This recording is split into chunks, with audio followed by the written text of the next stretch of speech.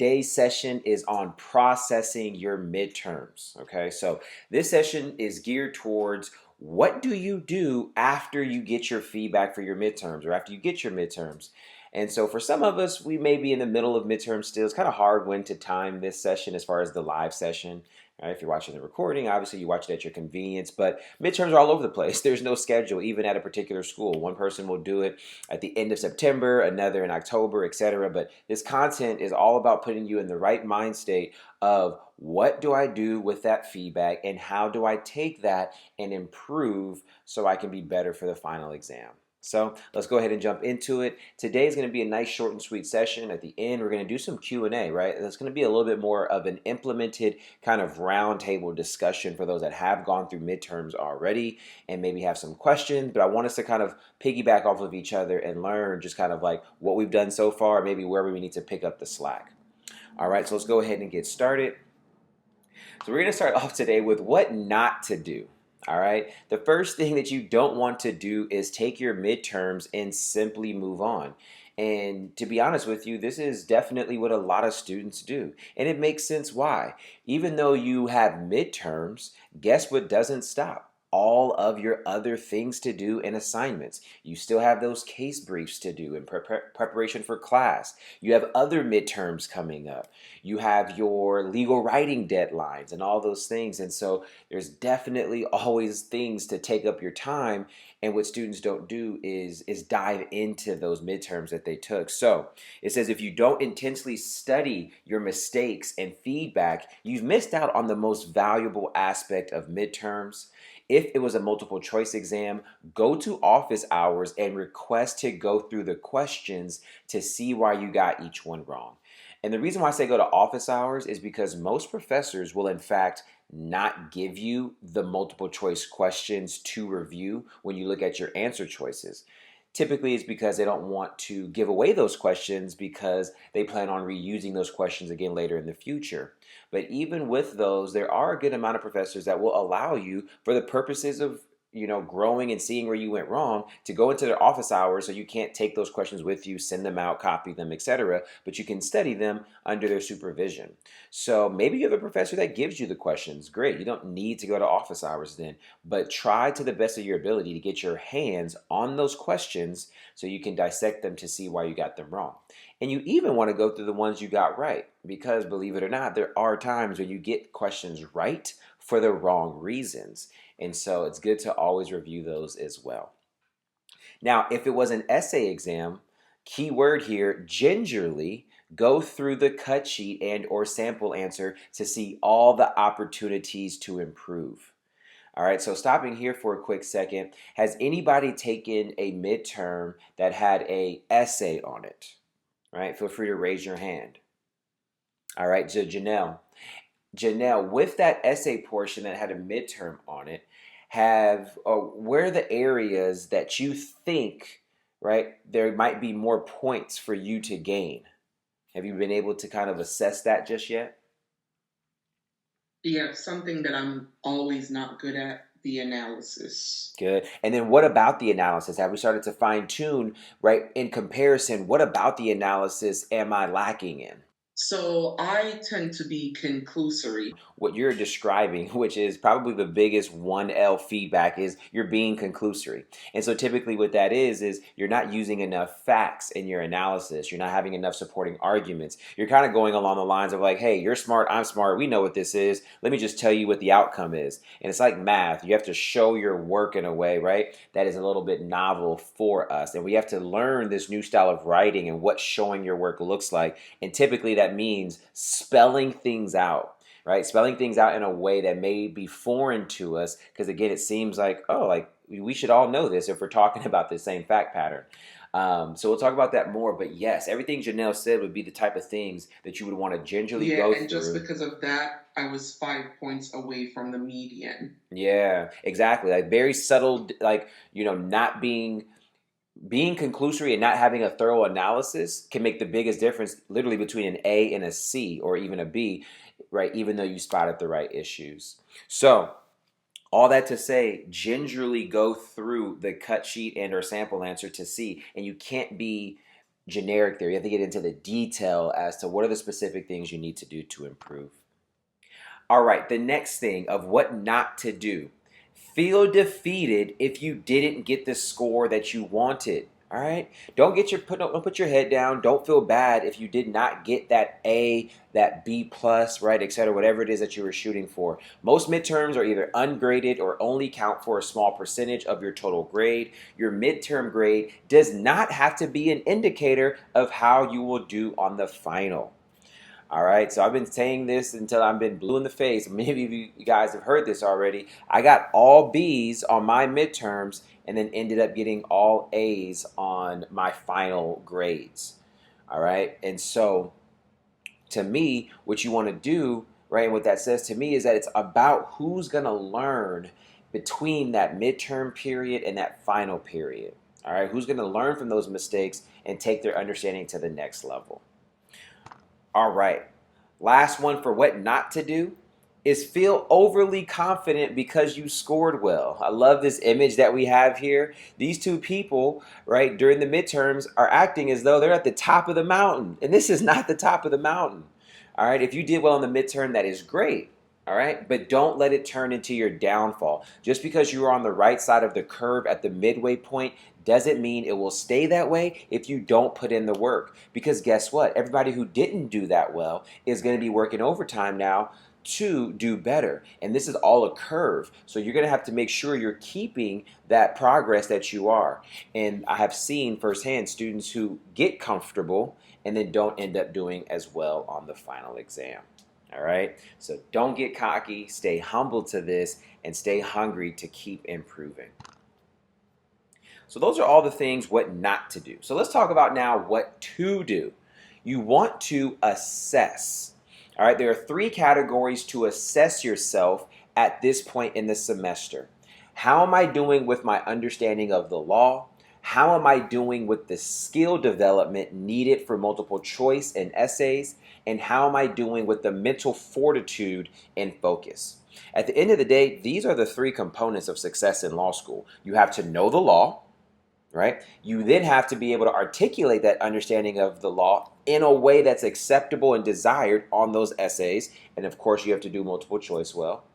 And then you have to have the mental fortitude to make it through not only the day to day and the week to week, but also during the day of the exam to keep those anxiety levels low and to think clearly and crisp, right?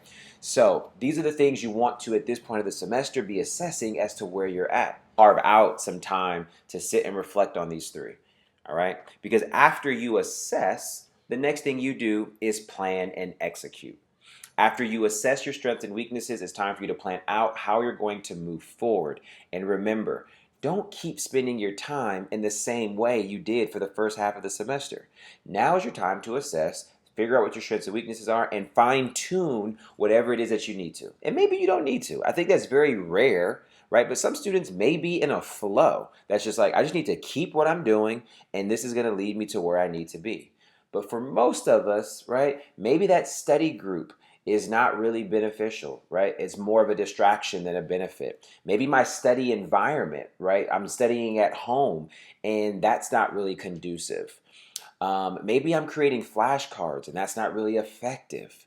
Maybe I'm spending too much time reading and briefing for cases. I need to spend more time outlining or doing practice questions. These are all the things as a student you have to do. Because if you keep your head down and just try to keep plowing through law school, chances are you might not end up exactly where you want it to be.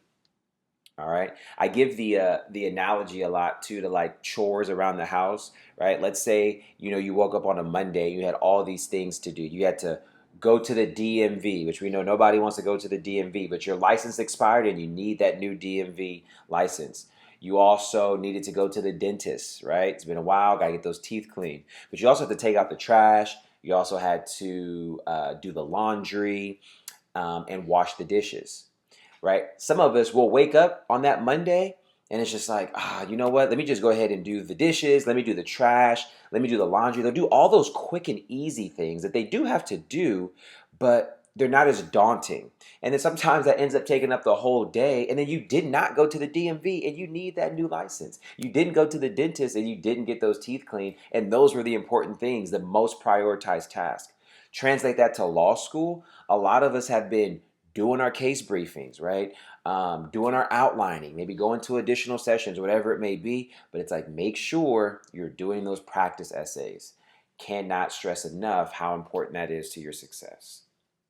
It even says it right there. Your plan should include consistent practice essays between now and finals. Okay, that's pretty much the content for today. And as promised, I want the rest of the session to be kind of talking through where we're at with midterms, how we're feeling about it, and just like what we need to do going forward. For example, it's a very popular question of how many practice essays should I be doing moving forward, right? And things like that. So we're going to go ahead and open it up to Q&A. And yeah, let's talk. And I feel like I have a good understanding of the law, but trying to make sure that I understand how to put it into words when it comes to the multiple choice and when it comes to the essay questions. Like I have the concepts, but applying that is where I'm at. Here's my suggestion so you can kind of get more bang for your buck in your time. I would suggest doing a practice essay. You're in contracts, right? Yes. Give me a topic that you just recently condensed in your outline. So I was doing crim law. Okay, so let's use manslaughter as an example, right? You have these new NPC rules. So here's how you do a 2-for-1, Deja, everybody else. You do a practice exam, right? And you don't focus on doing a practice exam where you're like, oh, I wonder what's going to be on here. And that's kind of the issue. Everybody wants to do a practice exam where it's really like a test mode where let me go into it blind. But no, I want you to go and find an exam that you know is testing manslaughter because that's what you want to do today. So you're going to remove for now issue spotting the skill, right? And practicing that. But what you now get to do, Deja, is use that essay as a vehicle for better understanding manslaughter. Then you could take the information and going through that to simultaneously condense it in your outline, right? But now you've done a 2-for-1 in that you've condensed your outline for manslaughter, and then you've also actually done some practice essay, and then you could see what the arguments were. You could practice that articulation, and you get to do all that in one, right? And so that way, I want to recommend because in the other case, again, condensing the outline, that's like washing your clothes. It's important, but if we stay busy with like, all right, let me just keep doing this, keep doing that, then we won't do enough practice to then get to the best way to work on those arguments. Does that make sense? Yes, that does. That's a great idea. Perfect. I didn't think about doing it that way. Yeah, good. I mean, that's what I'm here for, right? Is to guide you and remember, everybody, like practice exams, it's so odd and it's so funny. Practice exams are the most beneficial tool to prepare a student for finals, and it's the least utilized tool to prepare for finals. And it's because of one, sometimes it's scarcity, right? Sometimes professors don't give us as much as we need, but I would say more than the scarcity, it's the students who just feel as though I'm not ready to do that. I want to have some level of preparation or development with the law before I jump into that. And it's just so not the case. We have to reverse that stigma. We have to reverse that mind state and start to use them now. And again, I just showed you how you can even use them to help you outline. Because what happens, Deja, you do that manslaughter, right, essay, and then you realize like, oh, when they're analyzing manslaughter, first they start off with, rule 1, then they actually jump to rule 3. So really rule 3 is actually rule 2, and now you kind of see how it's organized, and then now that goes into your outline. When you do it the other way, you're outlining with essentially your best guess in mind as to what the rule will be sometimes or how you organize it, and then that may be subject to change once you do the practice essay. You can even skip that step by jumping straight to the practice essay. Awesome. Okay, cool. Let's keep this going. Janelle, you had a question? So you said, attorney, you can just do the practice.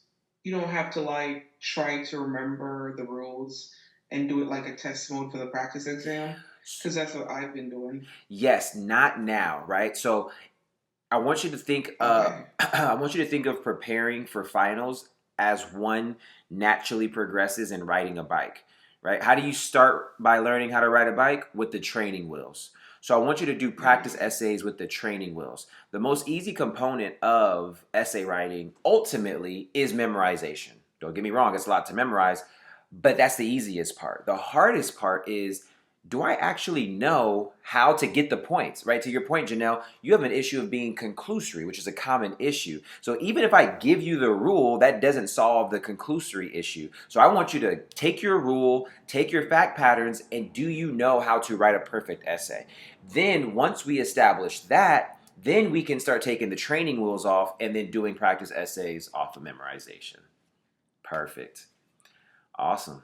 All right. Next question. Do you know of any way I can practice? For some reason, I get tied up when they have none of the above. So, to help you with multiple choice, knowing the law better and well is good. That comes from outlining, that comes from watching legally fit videos, that comes from getting into the depths of the law. And the second way that's also very important to do better with multiple choice is to do as many practice questions, not for the mind state of did I get this right or wrong, but to study the patterns, right? And that's where it's just like mindset is like so crucial with all of this, because when most people do multiple choice questions, Janelle, right? What are we doing? We're simply seeing if we got it right or got it wrong, and then we're moving on. For all those that are new to Legally Fit, make sure you check out the website. For all those struggling with understanding the law, that's where we have Master the Subject, where you have practice hypos and questions that you can study from. You have videos to help explain the law and give you that simplified understanding. Thank you for joining the 1L Club session on processing your midterms. Remember, get that midterm feedback, learn from your mistakes, assess those strengths and weaknesses, and create that attack plan to get you ready for finals. Wishing you the best of luck, and do not forget to turn on those notifications and subscribe so you can get the latest on the 1L Club sessions. Learn more about Legally Fit and Break into Law School in the description.